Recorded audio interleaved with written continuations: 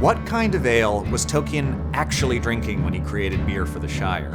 Spoiler alert, it comes in casks. Hi, I'm Harrison. I'm a certified sommelier, certified Tolkien nerd, and you're Mid-Earth Somm. Let's get to the bottom of our glass and finally uncover what beer were they drinking in the Shire? Or at least in North Oxford in 1947. So far, we've covered the culture and technology that might be shaping our Hobbit brewers' decisions, what historically accurate medieval-style ales would look like, and what I believe the text supports as the most likely candidate, sour ales. Now, let's throw all that out. It's wrong. Forget everything I've ever told you, except to like and subscribe and follow. Now, as I've mentioned previously, Tolkien's Middle-earth is not an accurate recreation of the medieval technologies of our world. It is an amalgamation of various periods curated by Tolkien to form a secondary world of his own creation. For those of you who haven't read The Hobbit in a while, please remember that Tolkien describes, among other things, Bilbo's coffee, the clock on his mantle, and the matches he uses. All of these technologies are not associated with the medieval era, but emblematic of technology hundreds of years later. In letter 178 to Allen and Unwin on December 12, 1955, the professor says, it, the Shire, is in fact more or less a Warwickshire village of about the period of the Diamond Jubilee, which puts us in 1897, when Tolkien was 5. So in many ways, the Shire is a collection of Tolkien's fondest childhood memories, a romanticized view of the small English village, and I'd like to think, sentimentally at least, a buffer against the scars and change brought on by the Great War. So what were they drinking in this trauma-scape? Cask ales. Now, along with porters, cask ales are the defining style of heritage English beer, alongside beans for breakfast, public intoxication, and imperialism. These brews are put into casks just at the tail end of fermentation, but just before fermentation has concluded, so it's still technically fermenting when it's delivered to the pub and contains live yeast cells. Now, as it's still developing up to the point of its service, cask ales are slightly less carbonated than what we're used to with most beers today. However, thanks to the preservative power of hops, if kept sealed in cask, these ales are able to be cellared for weeks or even months and continue evolving and changing in flavor. Now, there's a huge range of styles and flavors based on how much the malt was roasted before fermentation, the amount and type of hops added, and the proprietary yeast culture used by each brewery. We could expect mild ales, bitter ales, Burton ales, think basically the dense precursor to the modern IPA, and porters in ABVs ranging anywhere from 3 to 7%. It was pretty common at this time for patrons to ask to even mix different ales together based on preference, or if in some cases the casks were starting to get a little old and sour. You know, something along the lines of like, "My good man, some White Claw in my Guinness if you would." Indeed, the cellar master was an integral part in this process, almost on the same level as the brewery team themselves. Because cask ale is a living thing, casks need to be monitored, aged. Some cellar masters swear anywhere between 1 to 2 days and even up to 2 weeks. Excess CO2 needs to be vented, and once tapped, the beer needs to be checked periodically to ensure that it's still good for service. With cask ales, there is an artistry to the cellar master's job.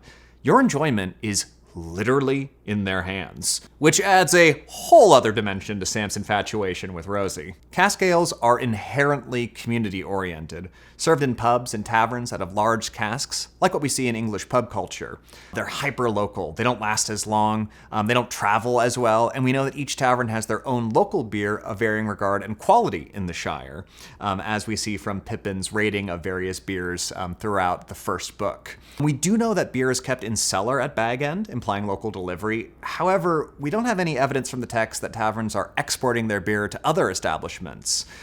For me, this implies that an establishment's ale is a point of pride, and a fabulously wealthy hobbit, such as the Bagginses of Bag End, would certainly be able to afford home delivery of their favorite local tavern's brew rather than making it themselves, like what we see on Farmer Maggot's farm. So, what does a cask ale taste like? Well, as I said, there could be a large swath of styles, but they'll all have a couple general traits in common, such as having a slightly warmer serving temperature, around 55 degrees Fahrenheit, a fuller, richer texture from more protein in the beer, and live yeasts, as well as a slightly lower carbonation than most beers from cans, bottles, or kegs. Unfortunately, without going to England, there just isn't an easy way to try real cask ale.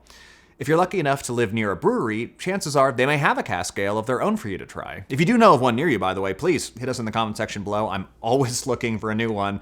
My local brewery that was doing this style stopped making them. Like the pub culture in England and the Hobbits of the Shire, this is just one of those beers that requires you to get out and greet the world. Share a pint with friends. Share a cask with friends. As Bilbo said, it's a dangerous business, Frodo, going out your door. You step into the road, and if you don't keep your feet, there is no knowing where you might be swept off to. But hopefully, there's a tasty beer. That's not contaminated because it wasn't sealed right, opened too late, brewed improperly, soured by Brett, or has added impurities from open cask fermentation. I think that's the quote at least. So there's a conflation here I want to address, because I never said that cask ales would have Brettanomyces. I said that back in the day they would have, but like the ones that Tolkien was drinking wouldn't have.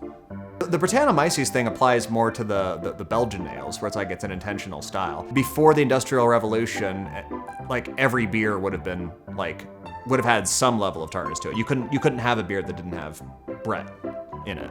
So the Brett was an incidental addition that brought potentially unwanted flavors that the palates just kind of adapted to. Yeah, and that's why blending beer was so big back in the 1800s and 1700s. But then eventually, Talk about blending beer. Basically, because there was Brettanomyces in all beer up until the late industrial age, people would get their beers blended at the pub. So you'd have different casks and you'd say, oh, I want some of this mixed with this mixed with that. And that's kind of how the first stouts and porters eventually, which became the dominant style, started bleeding in. People wanted to mix and get a little bit of those darker beers as part of their blend. But yeah, so basically everything had Brettanomyces.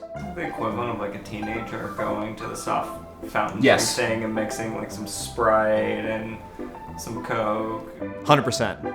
Yeah, and so where we get the Black and Tan or the Snake Bites that you'll see at a lot of British pubs, where you're mixing cider and a little Guinness, or a lighter beer and darker beer, descendant of that. Thank you so much for watching our breakdown of the Ales of Hobbiton. This was really fun to research, and there's just so much we had to leave out. Please do look for some shorter posts with some fun trivia and asides on the subject. As always, if you enjoyed this, please like and subscribe, and let us know in the comments which kingdom or region of Middle-earth you'd like to drink next, or if there are any other sci-fi or fantasy series you'd like to see on the menu down the line.